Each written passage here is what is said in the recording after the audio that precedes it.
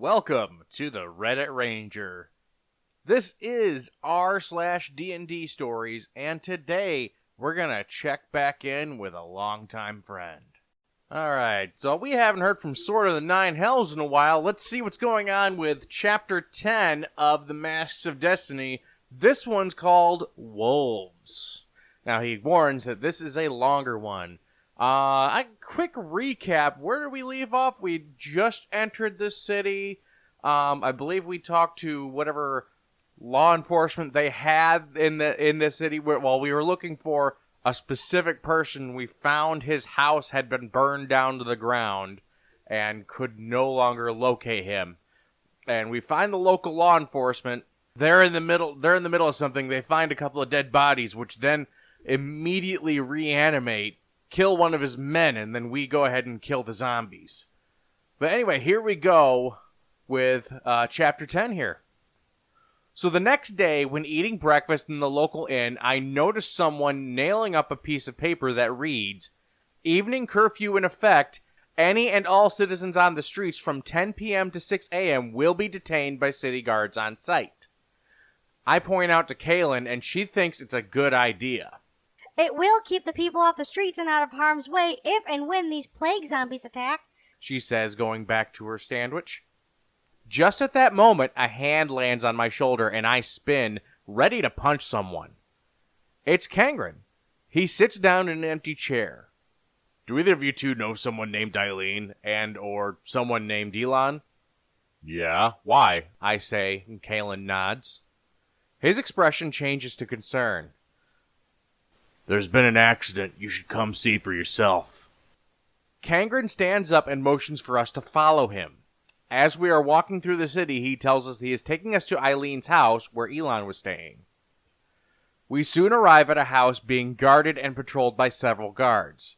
When we enter, the stench of blood assaults my nostrils and I gag. The walls are washed with blood and there are signs of a struggle. Chairs are knocked over, candle wax on the ground, and pillows ripped apart. "The place was found with no victims or bodies, and our best investigators have found nothing. I'm sorry," he says. I ignore him and follow the trail of blood to the back door. I walk through the shattered door and kick a couple pieces of wood out of my path. The trail of blood leads to the fence, which is also broken down, but then it just ends. Kangren walks up to me. "Do you have any enemies who would have done this?" he inquires. "Not besides Baron Ganth," I reply, still looking at the broken fence. "But he has no reason to attack Elon, of all people." Kaylin comes running up behind me, shoving a shard of wood in my face. "Look, do you see that?" "I can't see anything when you're shoving it in my face," I growl. She pulls the wood away and points to several parallel lines gouged into the wood. "Scratches. Whatever was here had claws, and big ones too." "Okay, that doesn't help us track Elon, though," I complain. She just rolls her eyes and walks off. "I'm going to continue searching the house," she calls to me over her shoulder. I might as well do the same, I think, before following her back inside. We spend pretty much the rest of the day investigating, but find nothing else of value to help us, before Kangren hurries over to us. "You should get going. It's almost 10 p.m. and you don't want to get caught on the streets during curfew," he tells us as he guides us to the door. "Get a good night's rest and I'll send word in the morning about any discoveries." We thank him for his help and jog back to the inn. We get back with only a few minutes to spare. There are still about 30 people eating in the tavern, and the innkeeper walks over to us. "You're late for dinner, but I have some leftovers, so take a seat. Unfortunately, we don't have any soup left." He walks off to the kitchen to get us food. I look around the room and see about 20 of the people have soup. The smell of the soup floats over to me, and instead of smelling delicious, it smells wrong, like decay or dirt. "Kaylin," I whisper, "something is off about the soup, but I don't know what. It smells like decay." She looks at a nearby bowl of soup that an old man is drinking very loudly, slurping and gulping it down, when suddenly he drops the bowl and it crashes to the ground. He begins to choke and gasp, grabbing at his throat. He falls to the ground and starts thrashing. Kaylin leaps up from her seat and begins to run over to the man, but I grab her arm. Don't. He probably has the disease, and you might get it too.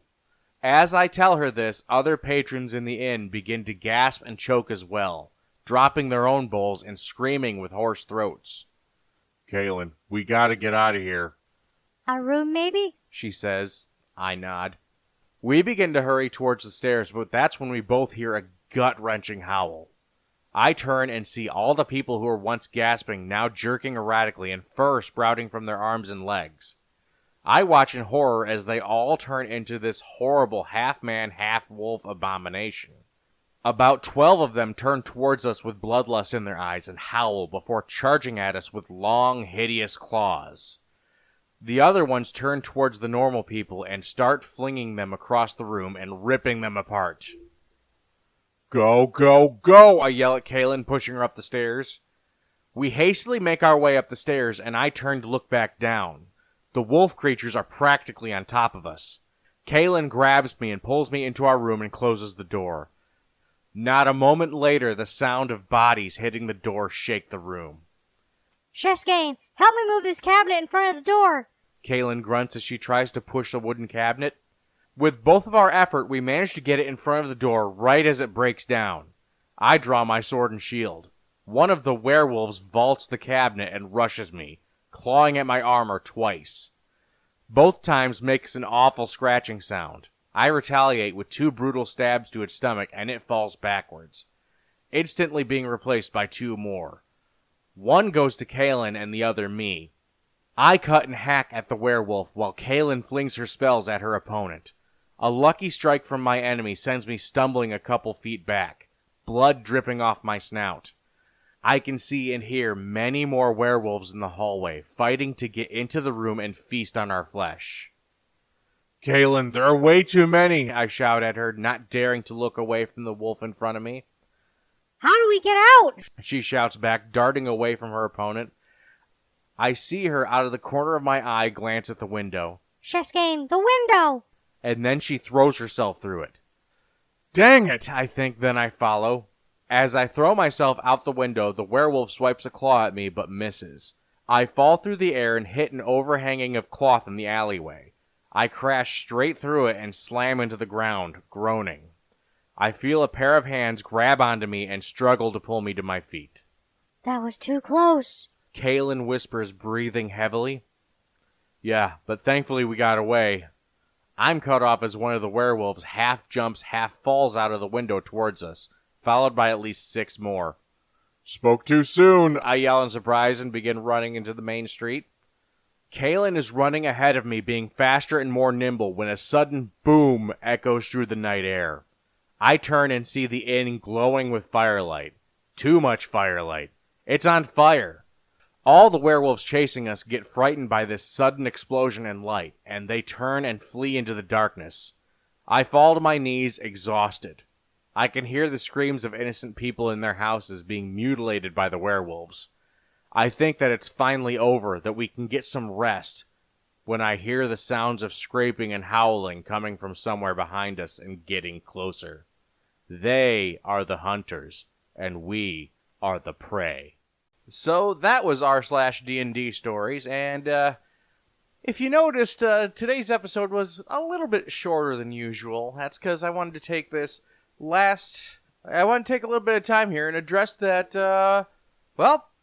I got my first online bully. I feel accomplished, actually. I didn't think I'd actually get one so fast on this channel, but here we go. I got my first one. They told me to go ahead and leave the community. I told them no. And that's that. They can go suck on an egg for all I care. If you're going to be that rude about it, sorry that you don't like video posts. Not my problem. You don't have to click on it. You don't have to be rude. But you chose to. You're free to leave your feedback, provided it's in the form of feedback. But you chose not to. So, that's where we're at. Just wanted to say that. It's been fun. And I will definitely be posting more and more on this Reddit forum. But anyway, that was r/DnD stories. Feel free to like and subscribe. I've got plenty more going on. Nice little playlist to listen to at work. And I will see you guys over the next one. Bye-bye.